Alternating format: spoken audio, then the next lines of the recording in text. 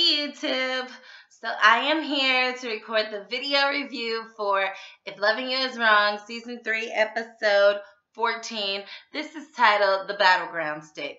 Now before I get into this review, you all know the drill from now on. Please subscribe. I am on the road to 1,000 subscribers and I know that I can get there with your help. If you're a returning subscriber, thank you. I love you. And if this is your first time, then click that subscribe button for me, please. Would you? Thank you. Okay, so now back to the review.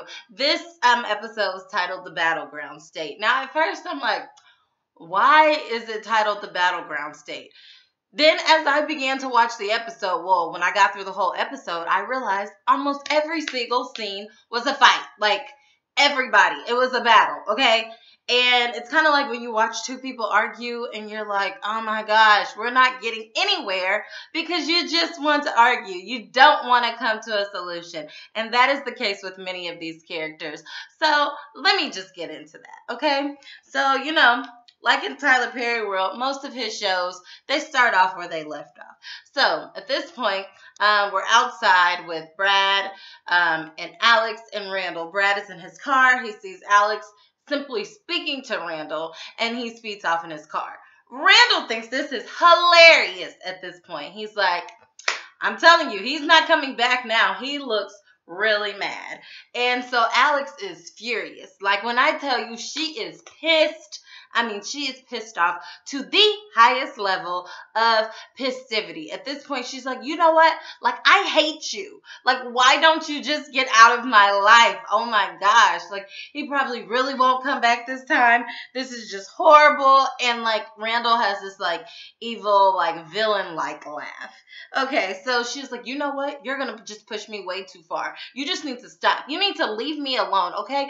Your wife is pregnant. Go and harass her. Just leave us alone. He's like, how do you expect me to believe you? And then she was like, why don't you believe me? And she was like, you used to believe me. He was like, yeah, I used to. You've changed. We don't have that same relationship. And she's like, please just go over there and see for yourself. He's like, oh, I get it. So basically, you want me to follow them so I can go break up what they have going on because you know in your heart, Brad is really pissed off now and he's not coming back. So you need this favor from me. And at first, she's trying to be difficult, but basically, she breaks down. She's like, yes, please, just do it.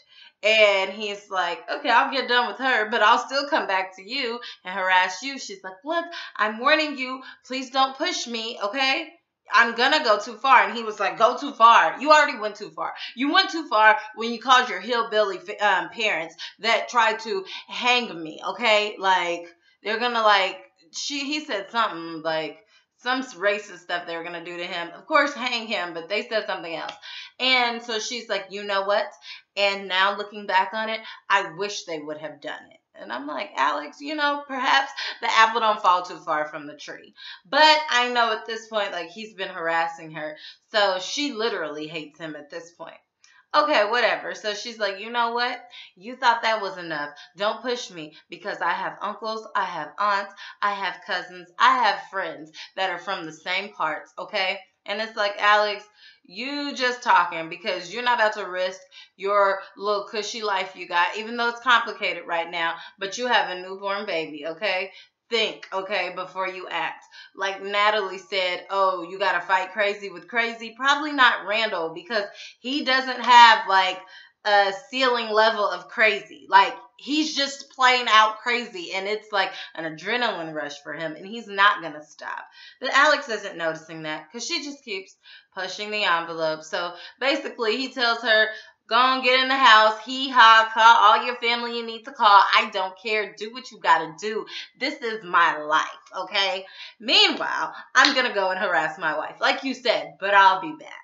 So then he gets on his phone, looks at his tracking device. Clearly, he has a way of tracking Marcy, probably a dang iPhone. And he is like, I see where you are. Okay, good. So we see him go to his car. So we know there's going to be a showdown at some point in this episode. Okay, so the next thing you know, we see attorney Carl Adams enter into the police station to speak with Lucian, and he's asking to speak with Kelly. Lucian just straight up starts discriminating, like, excuse me, who are you? Like, you're not the lawyer I called. Actually, the lawyer I called didn't give me a call back. But I'm pretty sure his name was like Earl, not Carl. And he's like, I know. He was unavailable. He was busy. And so they've sent me. And he's like, okay, but you look pretty young. I mean, not trying to be rude. He was like, you're not trying to, but you are. And it is rude. I'm Carl Adams.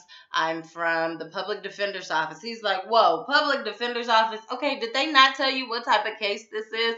Like, this is the real deal. I'm sorry. Like, I'm not going to be able to work with you. He's like, dude, look, let me know what's going on. Do I need to talk to Kelly or not? Because I have a lot of cases that I need to get to.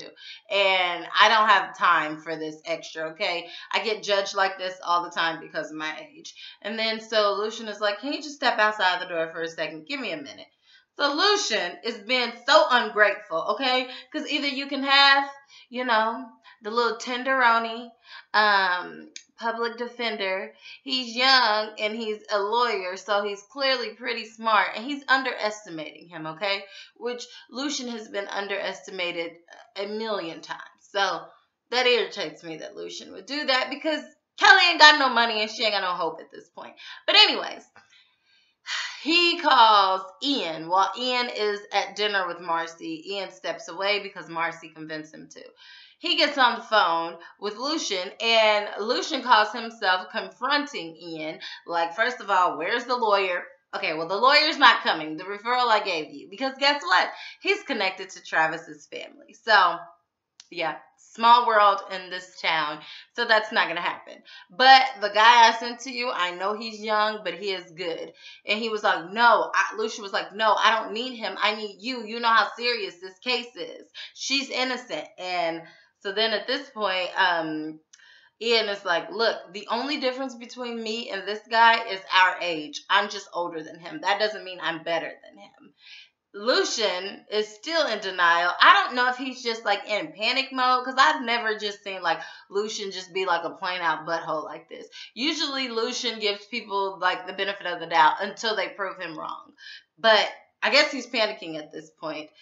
So he just decides, you know what? He goes back and forth with him and is like, I guess I have no choice but to give him a shot. Like, and he's all ungrateful, like basically thanks for nothing. And then he's like, wait, Ian, what's going on? Like, clearly something more is going on that you're not telling me. Because at first, initially, you were so gung-ho to be on this case and help me out. And now all of a sudden, it's like you're not even trying to give me a good referral. You're not trying to do anything for me. And Ian is like, there's nothing more to tell you. My hands are tied. And he's like, I'm sorry. Okay. So basically, he's not going to be able to help him. And he says sorry, gets off the phone, and Lucian's just going to have to take the cards that he's dealt, or that Kelly's dealt. Okay, so then Ian returns to the table with Marcy. He looks a little stressed out, but he tries to put all that behind him, and they start doing their little flirting back and forth. So that's really not worth talking about. Okay, so then we see Larry. He is in this truck still with Eddie, crazy Eddie. Eddie is like the Tasmanian devil at this point, okay? Because he's real calm and he's breathing really hard, and he's just like looking at his subject or his prey, and you never know what's going to happen next. If he's just going to just wow out and go crazy, or if he is like going to like talk to him. Like, you don't know. But at this point, Larry is freaked out. He's like, look, dude, okay, this is enough, okay? I am late to work. I promise I won't say anything. I had a lot going on today. I have a press conference I need to be at. You beat me up enough. It's really not going to affect me. You know I like this type of stuff anyway. So, come on. Let's just move on. And Eddie is like, nope. You're not getting over that easy. You humiliated me. All the people at my job know about this now. Da da da. Like Eddie is like super, super, super salty at this point. So then Larry is like, please just let me go. it's enough of this, and he basically starts like telling Eddie he knows everything about him. Like he tells him his full name, the city he was from, how long he's lived in the city of Maxine, the police department he works at, the bad reputation that he has at the police department, how Esperanza is the mother of his child, all this and that. So he's basically done his like history, his research on Eddie. So Eddie never wants to feel like someone has a one up on him. So he's like basically like, yep, all that is true, all that is true. And then Larry says, oh, and on top of that, you're racist, sexist, and homophobic. He was like, and all of that is true as well. Okay, Eddie has no like. He has no shame in his game, which he never has. But then he's like, you missed one thing. And he basically talks about how he's power hungry too. And he like needs power. And in this moment, he feels empowered because he has, like, he's the superior in this position. So he begins to beat up Larry once again. And Larry is like, dude, like, just stop. Like, it's never going to really get to me like you think. So then Eddie proceeds to be like, okay, I'll one up you, like he always tries to do, and gets out a bag and puts it over his head to suffocate him.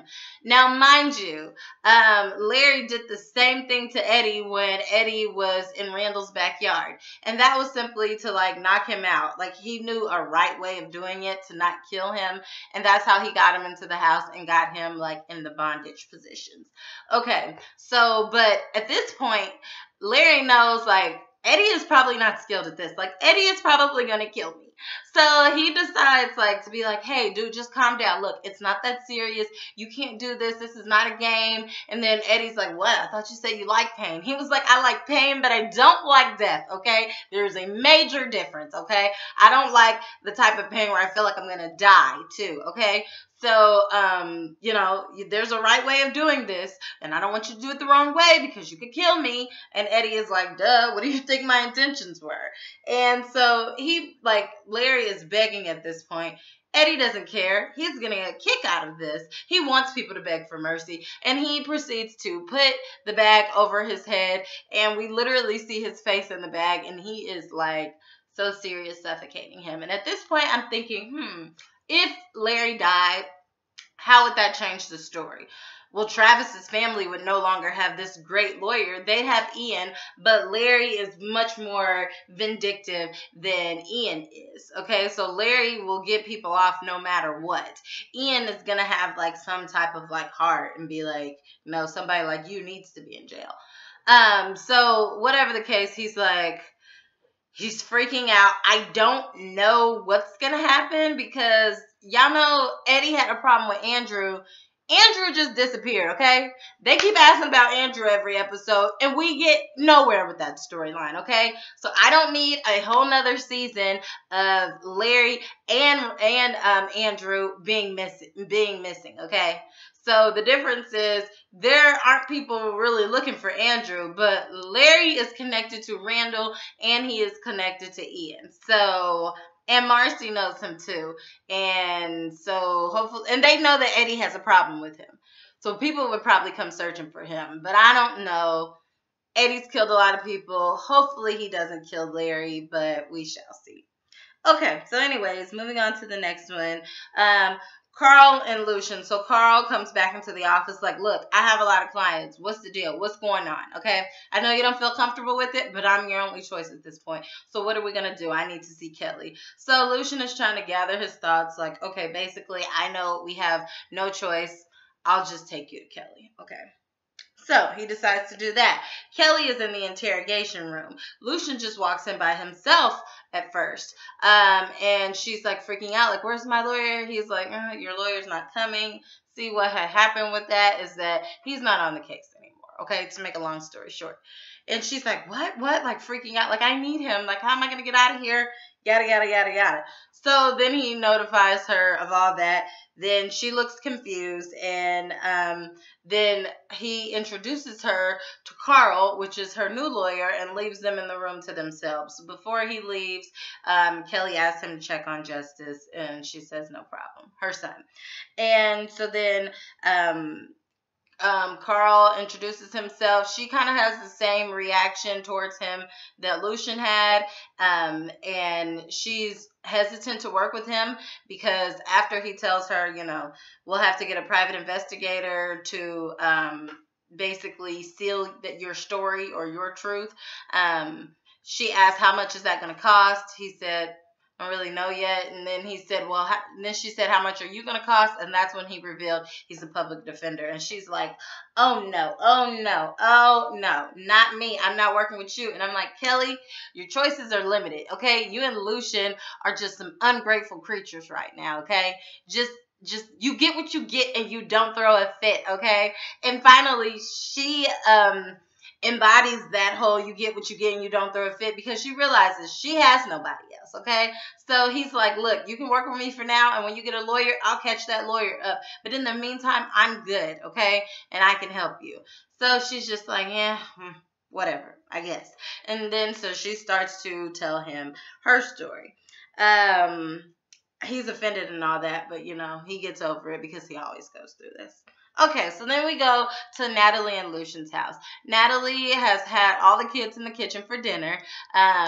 She asked her son Frank, where is Justice? And then Frank said Justice is like in the room. He's not eating or something. So she asked him to help with the kids because she's going to go check on Justice. So then her son asked, when is Joey coming home? And I'm like, finally, okay? Y'all forgot about Joey. We haven't talked about Joey all season. And now finally, Natalie's son that got shot, that ended up going to jail from the hospital, now his name is coming up. Like, his brother didn't forget about him, okay? His mama might have, but his brother didn't. So she's like, you know what? I really don't know when he's coming home. I don't know what to say, okay? I got a lot going on right now. So then he says something that alerted Natalie to ask him, like, are you asking Justice about his mom? And then so Frank was like, well, yeah, I am, because all the kids at school are asking him questions and everything. He's been basically harassed over it all day. And so she's like stressing out, like, oh gosh, I have to go check on Justice. So she goes in there to check on Justice. He has a little attitude, of course, but it's a stressful situation. His mother's in jail. But for that reason, he won't eat. He asked where his mother's at. And then he asked, did she kill Travis? This is because kids at the school are talking about it. And she's like, that's nothing for you to worry about. Your mother will talk to you about that. And he's like, I wish y'all would stop treating me like a kid. And she's like, hold on, calm your attitude. I know that you're stressed out, okay? But you are a kid. And he's like, I can handle it. And she's like, fine, okay? She shot him. And I'm like, I don't know if Natalie should have been the person to tell him that. But whatever. And she was like, she shot him, but she was really protecting you and him. So Justice is like, when did she shoot him? And she said, I think while you were asleep. He said, well, it had to be after, because Travis came to my window that night. I lit up the window. I talked to him. He said he was helping my mom. He asked for like her credit cards or something because he was going to put money on them to help. And I'm like, poor kid. He doesn't realize how credit cards even work. Like, no, okay, whatever. So that is how all Kelly's money got wiped out, like, because her son gave the cards to Travis thinking that he was helping. So he told him, Travis told Justice that he loved him and he'd always be there for him. He's basically trying to make him trust him so that he still looked like the good guy and not the bad guy. And at the end of all that, he told Justice not to tell anyone, including his mother. Justice, being a child, he abided by what he was told because he thought Travis was a good guy that used to be his mom's boyfriend that was just trying to help. So this is a lot of information that would be helpful for the police and helpful for her case, but Justice has just been keeping this all inside.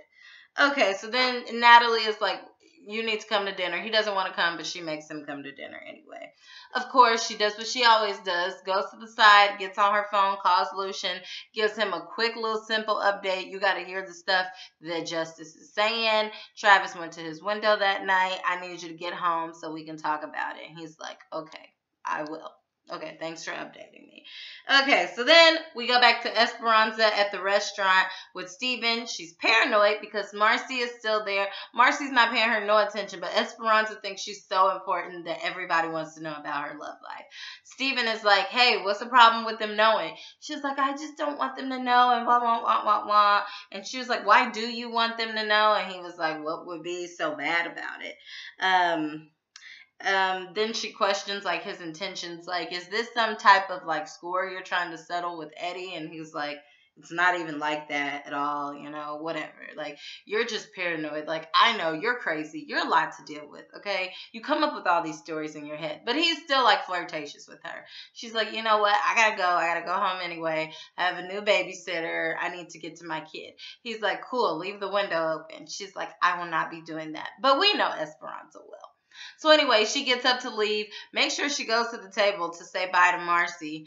And then she leaves out. And they'll talk later. They'll talk about Kelly. Okay, so then we see Lucian. Lucian goes to Kelly's cell to visit her. They basically are both doubtful at this point. They're not happy about the lawyer, but they've come to the conclusion that that's all they've got. Kelly is like, what will I do if I'm convicted? What will my son do? And he's like, don't worry, I got it. We will take care of your son till you get out of jail. And I'm like, that might be forever, okay? But I don't know. Little tenderoni lawyer, he might be good. Who knows? So she says she's very appreciative of him, of all he's done. And I agree. Lucian has went above and beyond. For that to not even be his friend, he's gone above and beyond. So kudos to Lucian. Okay.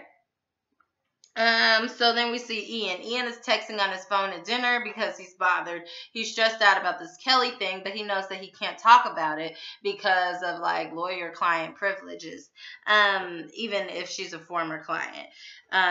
So then Marcy senses that he's stressed out, tries to get him to talk about it, but then he reminds her again that he can't talk about it. But then he just can't help it, and he asks her, like, what does she know about Kelly? And she says, like, she basically vouches for her character and that she's a great mom. She's a great friend. She always tries to see the good in every situation. And basically, she wishes that Ian was still representing her. Okay. And then, so at some point, Ian gets comfortable with her. He starts venting about Larry and how everybody's mad at Larry, and Larry didn't show up to the conference, and he's mad at Larry, the press conference. And she's like, you know what? I don't even know why you deal with him. I guess he's your friend or coworker, whatever, but you're so smart. You could run a law firm on your own. And she basically just starts complimenting him on like his level of intelligence.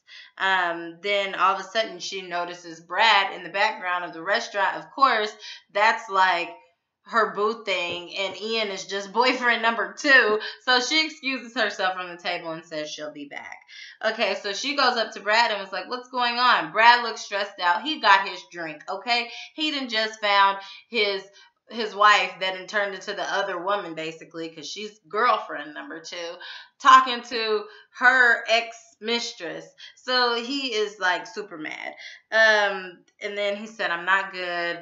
I caught Alex over to Randall's house, and Marcy is like, doing what? He was like, just talking to her. He was like, I just told her not to talk to her. Okay. I just told her not to talk to him. Okay, whatever.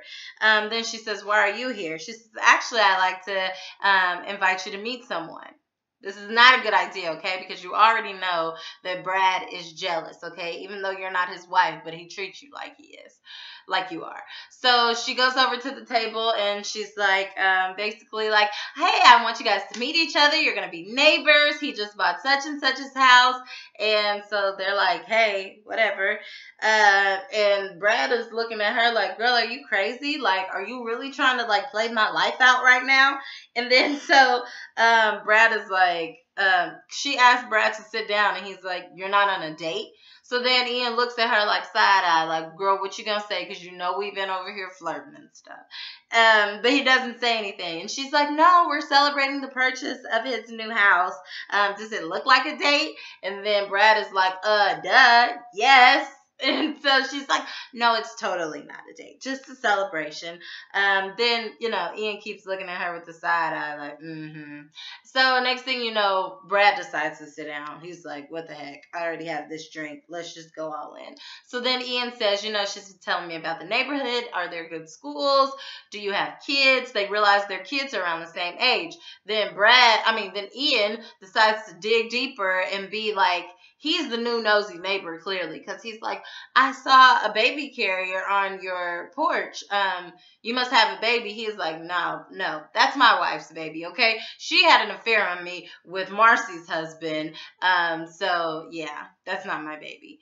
And he's like, wow, this is a little too much drama for me. Like, the whole neighborhood.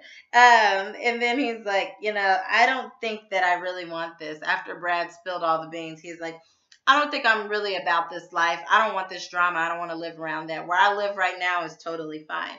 So Marcy is like, no, it's fine. He's like, nah, I'm good. Then speaking of drama, Randall walks in, perfect timing, and he's just looking like he's ready for smoke at this point. So he walks in and he acknowledges Ian like he knows him. I forgot how he knows him, but he knows him. Probably some type of way through Larry. Okay, so when he walks in, the whole room just changes. The tension is like super high. So then Marcy is like, I want to go. Brad is like, no, I want to stay, okay? I've had a drink or two or three or four. I'm staying. I'm sick of him. So this is all Randall lives for. Marcy is not talking. She turns mute at this point. Then Randall asks her, like, are you pregnant with his baby? And she's like, yes. All this is new information to Ian. He is soaking all this in. And he was like, are you sure? Because a little birdie tells me otherwise. They know that little birdie is Alex. Then she's like, yes, I am.